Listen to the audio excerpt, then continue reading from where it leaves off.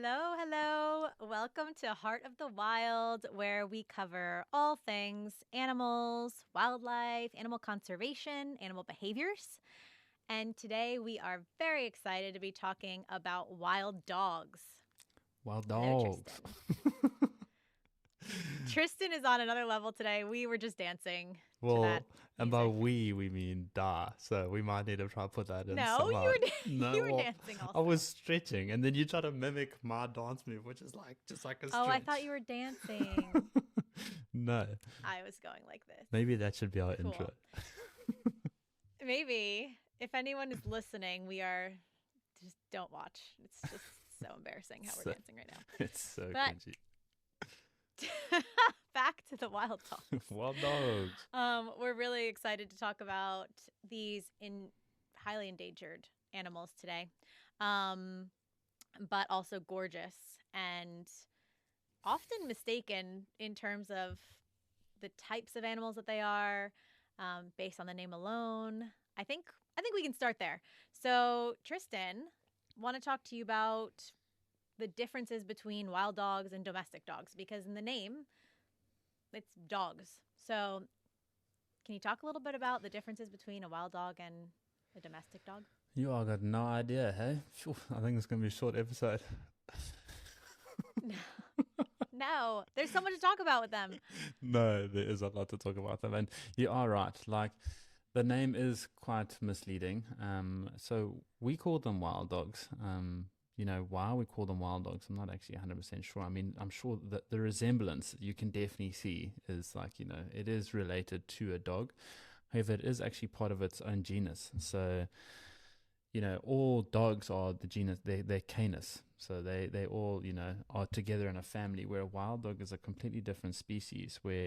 And now I hope I don't offend any Latin speaking people out there, because I honestly never really know how to say these words. And truth be told, in my South African accent, I think it makes it 100 times worse. But they are African wild dogs, or painted wolves, are of the genus Lycaon. I think that's the way. Might be Lycaon, but it's Lycaon. And that's different to Canis, which is then like all domestic dogs are part of the Canis family. And so that's where the name is a little bit misleading, because, yeah, they, truth be told, actually aren't dogs like how we know dogs. Or like, I'm going to bring it up before you get to Eloise, your dog at home. Eloise? Oh, I thought I was going to talk about Eloise in a second. My dog, my gorgeous child. But that's fine. I'm glad you brought her up. Yeah, no worries. I'm sure you are. But yeah, and so there are some differences in that sense, that, like, they have actually got different teeth. They've got more specially adapted molars, and I think fewer teeth than that of a domestic dog. But they've got much sharper, like they're like a razor sharp. They're called conesial shears. They're at the back here. They're these molar teeth at the back here, and they are literally designed just for cutting through meat. I mean, it's quite graphic. We're getting a little bit gory here, but they are just designed for cutting through meat. They also have fewer toes, weirdly. So domestic dogs, I believe, have 5 toes. Wild dogs have 4 toes. And something that maybe some safari guides, if any are listening, they might actually not know this, because I only learned this, truth be told, quite recently. The back foot of a wild dog is very interesting, where it's got 4 toes, but the middle two, if you can imagine, are actually webbed together. So domestic dogs don't have that, but they're webbed together. And why that is, well, it's believed that it's to help with acceleration, so that those 2 toes, they can't like splay too much when they're shooting off, when they're taking like away to go try and grab some prey, try and get some food. Then they need those toes to be connected, and so there's more energy that can be like, boom, like they can spring out from there. Which allows them to run faster than domestic dogs too. I mean, depending which one. It would be interesting actually to see if a greyhound could outrun a wild dog, because I believe they're the fastest domestic dog. But out of all the dogs I've had growing up, I don't think they would stand a chance. My sister's little schnauzer Gooby don't think would last very long. Gooby. Yeah. That's fascinating. So, sort of like the aerodynamics of a wild dog even are different. Mm. So they can't procreate. Is that right? Because they're Yeah. in different genuses, so they don't have the ability to reproduce with one another as well. Exactly right. Exactly right. That's how you can tell if if you get different species. That's how you can tell if a species is separate, is if if they can procreate. So a wild dog and a domestic dog. I don't think a wild dog's maybe even tried or vice versa. I don't think that's ever been the case, but they physically wouldn't be able to then have any viable offspring if they did mate. So yeah, because their genetics, the genes just won't line up. Wow. Okay. That Mm. is really interesting. I'm curious if you know why they're called wild dogs, given they're not technically in the same canine family. Mm. And also all the different names. There's so many different names that wild dogs have. So would love to talk about those different names as well and where they come from. Yeah, I think wild dog kind of says it all in the name in the sense that like they've never been domesticated. Don't think they can ever be domesticated, and so like the opposite of being domesticated is being wild. And they are in a way related to dogs, and they definitely resemble like a dog. When you see them together in a pack, you can see that like if you had to say what's its closest relative, you would say a dog. I mean, they're kind of the size of an Alsatian. Um, and so that's where I believe that name would have come from. Painted wolves, the wolf part is actually more of an accurate name than dog. I believe they are more closely related to actual wolves than they would be like a domestic dog. And the painted, I think, is a beautiful name because, if you're watching this as a video, you'll be able to see we're going to pull up a picture of a wild dog. But if you're listening to this, do yourself a favor also when you get home. And if you've never seen a wild dog or a painted wolf before, quickly pop that in on the internet and get a picture of it because they are actually stunning. They do look like they've been painted. They've got those mottled coats that literally act as like perfect camouflage when they're out there. And then it allows them to then blend into their natural surroundings. They can dissolve into backgrounds, and yeah, they're just stunning animals. They're certainly one of my favorites, that's for sure. That was a favorite sighting of mine too, and I know it was really special. We'll talk a bit more about their status of being endangered and what that means, but I'm curious why it's so important as to why they have those sort of marbled style coats and how that helps them in terms of hunting, for example. Well, I think all of it is, I mean, it's all disruptive marking. So, I mean, even if you look at the spots on a cheetah or the rosettes on a leopard and then like the painted coat of a wild dog, it's all called disruptive markings. And essentially what that does is it almost acts as if like, if you've got camouflage on, what that does is it just breaks out the outline of your body and it kind of can trick the eye and it helps you dissolve into the background. And so, like, there's darker colors, there's paler colors, so everything can blend in together with the natural surroundings. And so, it's just a form of camouflage for them, like disruptive markings. What is really cool though is their tails. They've got like bright white on the tip of their tails. So, now remember in like predator species, they don't quite see like you and I do. They see more on a gray scale. And so, the tip of their tails is bright white. So, that is a color that will actually stick out to them. And what I've seen before is when they have caught something and they go down and feed, it's almost like their tail and their head is attached in the sense that as the head drops, the tail picks up and it's like a flag. So, like the head down, tail up, and they wave that tail up like this. And so, it must be some sort of visual clue for the rest of the pack to be able to see them because the way that they hunt is it's complete mayhem. It's not walking and stalking. You find other predators, tigers, we can go all around the world, jaguars, every other like, predator species, a lot of them are mostly solitary. Lions, they live in prides, but all of them, it's all about the stalk. It's about the walk and stalk, getting in close and then an ambush. Wild dogs, they just like straight in there, hey? They just all run together. They cause absolute mayhem. They disperse their prey. And then, one might catch one here, another one might catch them there. They could chase one down together as a group. But inevitably, when they go down on their feet, they all wave those tails and it brings them together again. Oh wow. Okay, Mm. so it's like a smoke signal Yeah, I with guess so. with their tails, Yeah, essentially. you could put it like that. Yeah. That's how I think of it. Yeah. A little comparison. What I'm Sorry, I was gonna ask what is your sorry. what was your wild dog sighting? What did you like what happened? It was pretty docile at the moment. We didn't see any kind of, you know, big event or stalking or anything like that. It was just they were just out, you know, walking around. Really, it was quite docile, but Okay. they were beautiful, Yeah. and I know that it was a really special moment because our guide Chad mentioned, how endangered they were, and how important it was to have seen them. So it just felt like a really special moment to be Yeah. able to see them out in the wild. Yeah. Magic. Nice. Yeah, quite magical. Um, but yeah, I know that they've got really, really high success rates in terms of their hunting. So I think it's 80%, northward of 80% in terms of Mm. how they are hunting, and how they actually capture prey. I'm curious why that is. It sounds like it's quite, as you say, mayhem, a bit hectic. So I'm not sure how that all relates. So if you could talk a little bit more about that and why they are so successful in the ways that they're catching prey. Mm. I think it's got to all do with endurance. They are so fit. These animals, they can just run like the entire day. They can cover miles and miles and miles and miles. So they cover so much ground.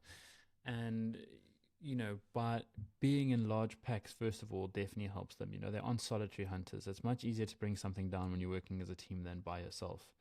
And so I think that definitely aids to it.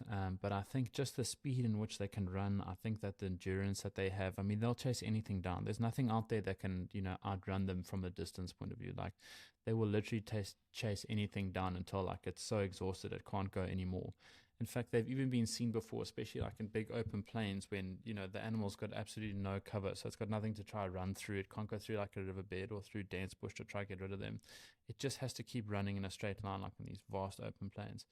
And the wild dogs can almost form like a peloton. So like have you seen the Tour de France or any bike race, you see like there's like a peloton. I think even some runners do it, where like you run together like this and you're breaking up the air. So like there's less resistance for those behind.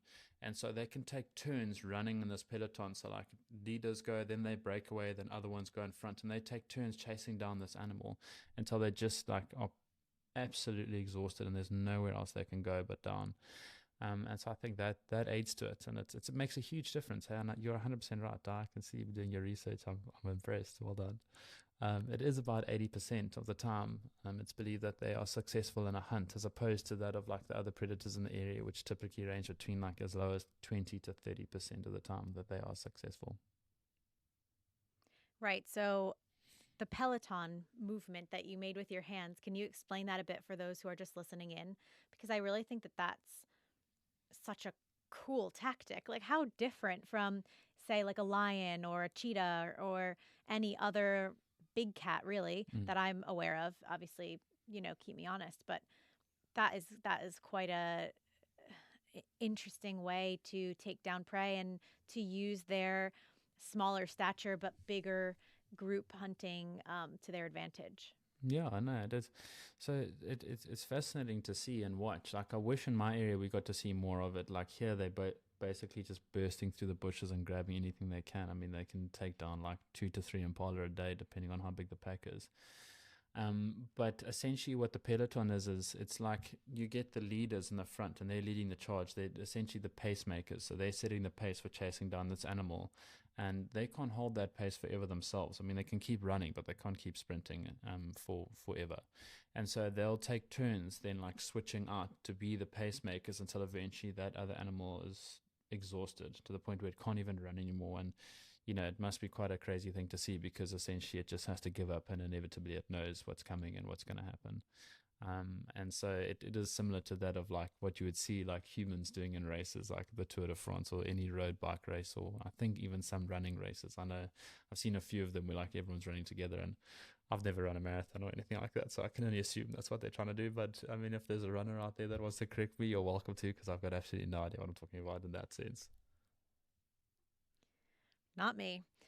I can't speak to that as well. So any runners, please comment and let us know. But yeah, what a cool tactic, and what smart animals to be able to use that to their advantage. Yeah. I know that they're also, as we've mentioned a few times, they're endangered. So, what efforts are being done to help with those their ability to conserve these animals, and the conservation efforts to help Mm. with wild dogs and their numbers?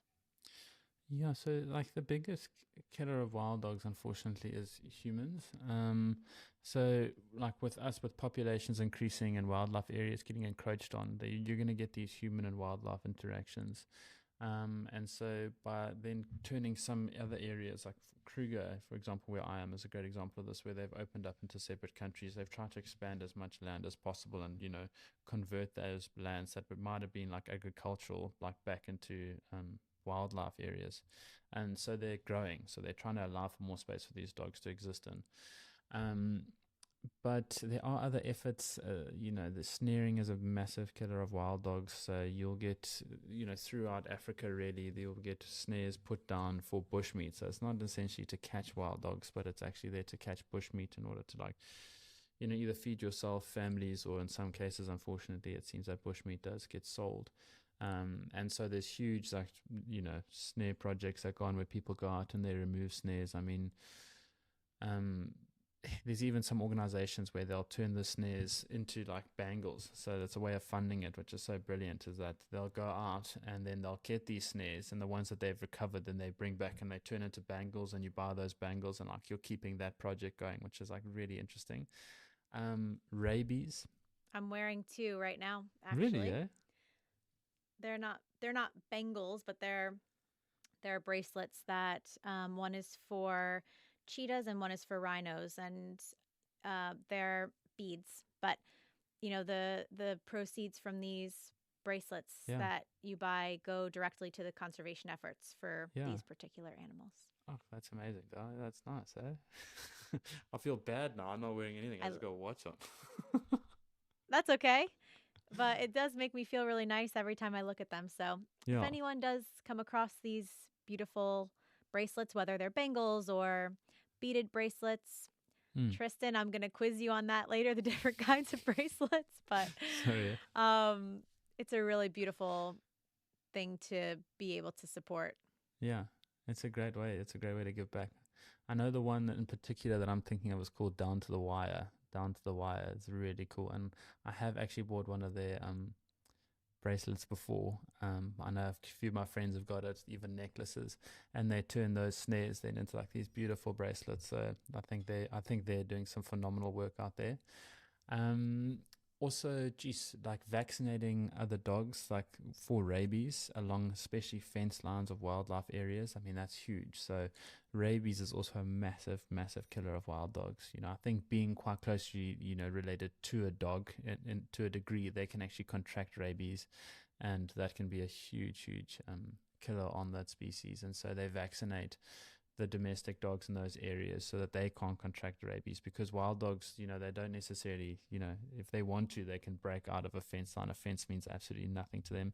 And then there's lots of domestic livestock out there that's such easy prey for them. So that's when you'll get these interactions between maybe a domestic dog and a wild dog. And if one of them are carrying rabies, unfortunately, if they give it to one member of the pack, it's usually going to spread between all of the members.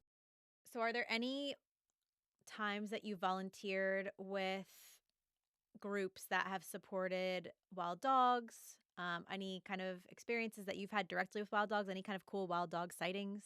Mm, yeah, so I've done some volunteer with wild dogs before. I did some work with an organization called Wildlife Act. I think they're based throughout, especially the eastern side of South Africa, so KwaZulu-Natal, and then I believe there are some places that they operate with up in like Limpopo and Mpumalanga area, which is more like the northeast of this country. But where I worked with them was in a reserve called Umkhuze, and I did that with two of my best friends, Dylan and Stu, and it was for work experience when we were about 16 years old. And that was really fascinating. We worked with Cole Duplessis and his team there, and which was something that, yeah, I think it really did fuel like a bit of a passion in me for conservation.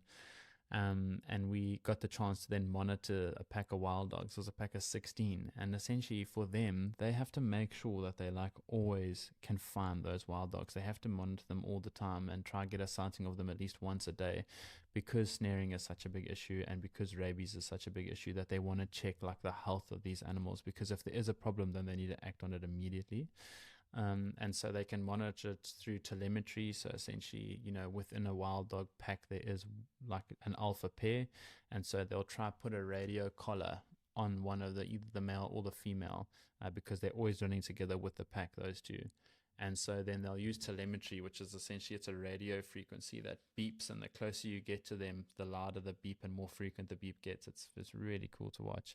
And so we went out with them and we tracked down this pack of wild dogs, and we spent some time with them, and we even watched them do a successful hunt on impala, which might have been the first ever, yeah, successful hunt I'd ever seen before in the bush, now that I think about it. So very, very special moment for me, and I think probably one of the reasons why I'm out here at the moment. Oh, wow. So did that experience then make you want to get into guiding? Well, I mean, sure, it definitely had a factor. I mean, there's a few experiences. I mean, growing up out here, like I knew that I always wanted to be in the bush, but I think something like that is something that really like ignites it in you. You know, you think like this is epic, and you're working with people that are like-minded. You're seeing like actual action take place on the ground, and yeah, I think that does. I think that makes a big difference, and something that can definitely inspire you, I guess. Yeah, I think any kind of conservation work is extremely inspirational, kind of gives you a bigger purpose.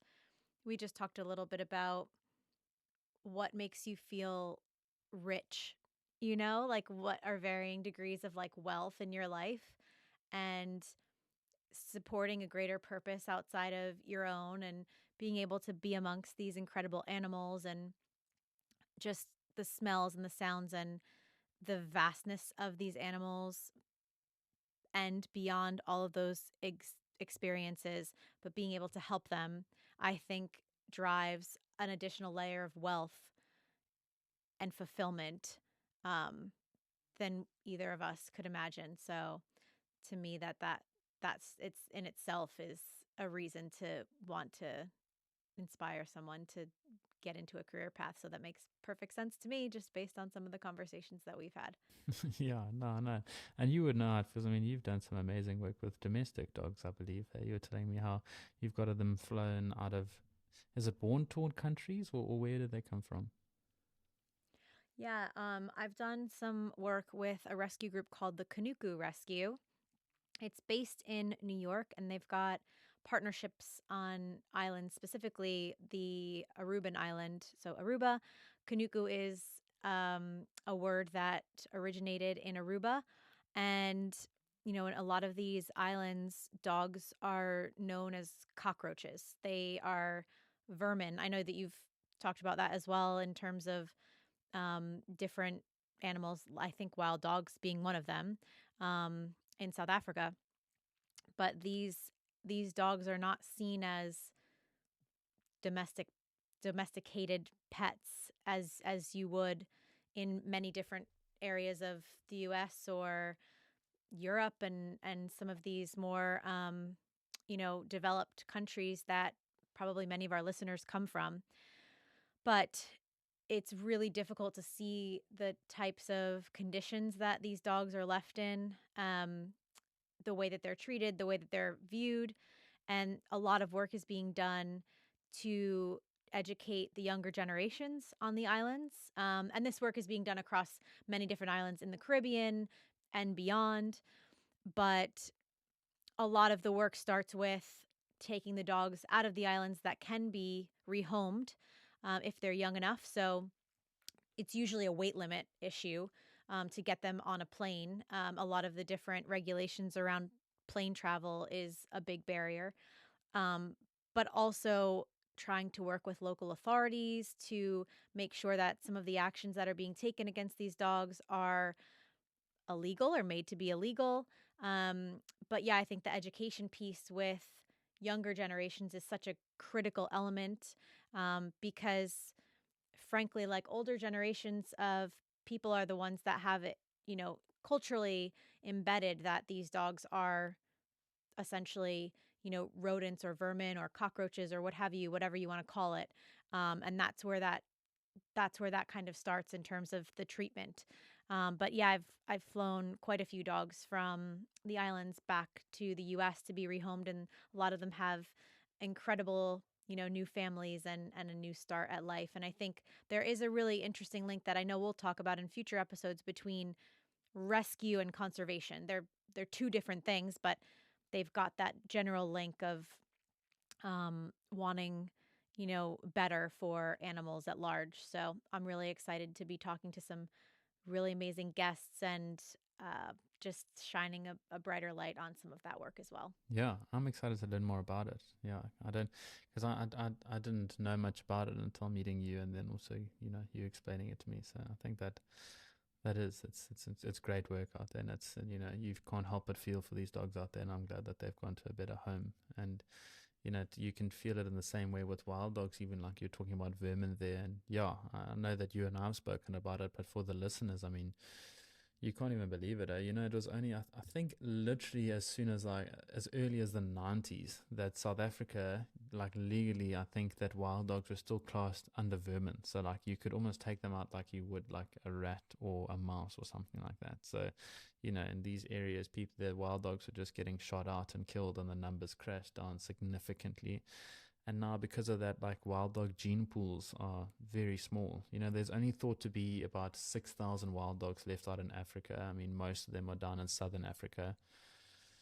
And of that 6,000, it's like 1,400 of them are meant to be like, at the breeding age, mature adults. And that's not that many wild dogs, hey? So you get these areas now where you might find only one pack of wild dogs. And eventually, like genetically, that gene pool is going to be used up. There's going to be too much inbreeding within that pack. And then the offspring of that might have some really bad disabilities. They probably aren't going to be able to reproduce themselves. They'll be born sterile. And so that is a massive contributing factor to the number of wild dogs that you find out there in the wild. And so I know that there are also programs and there's also initiatives to try and move packs around into different areas in order to ensure that the bloodlines are stayed clean, and then you can avoid that altogether. Yeah, it hurts my heart to hear about the classification of wild dogs as vermin and the domesticated dogs that are being treated like cockroaches. And Mm. I think there's a lot of difficulty in just how some of any of the animals, right? We talk about rhinos, we talk about elephants. There's a lot of work that needs to be done to make sure that these animals are kept safe, their numbers are kept up, and they don't get into the extinction category. But one thing I want our listeners to remain positive about is that there are so many people out there that care deeply and want to make a difference and want to make a change. We'll be talking about the technology as well that is assisting in some of these efforts. So there's a lot of hope to remain positive about at the end of the day. So I hope we're getting to the end of time to your special segment on guessing animal noises, but I hope we can end on a positive note of hope and just care for many and from many. There's a lot of care out there and a lot of people that want to do good things and want to do good work and don't want to see whether it's a wild dog or a domesticated dog or something along the spectrum in the middle, because I think there are quite a lot of things on that spectrum, Mm. want to see no harm come for these animals and want to see a lot of good work being done. Yeah, absolutely. I mean, there's some incredible individuals and some great organizations out there that are doing fantastic work. And I can say for the areas that I work in the low veld of South Africa, I believe the wild dog numbers are climbing and going up through, fundraising, through donations, through these organizations, and from these men and women on the ground that are doing such good work. And so hats off to them. That's fantastic. And it allows me the opportunity to be able to show them off to some people out there. So yeah, I give all the credit to them. Yeah, so that's great. But Da, I am ready for this animal noise now. Love it. And for those of you that might not have tuned in before today, we are always trying to stump Tristan on animal noises, see if he can guess the noise. So far, he's done quite an admirable job of guessing what noise we throw at him. So here we go.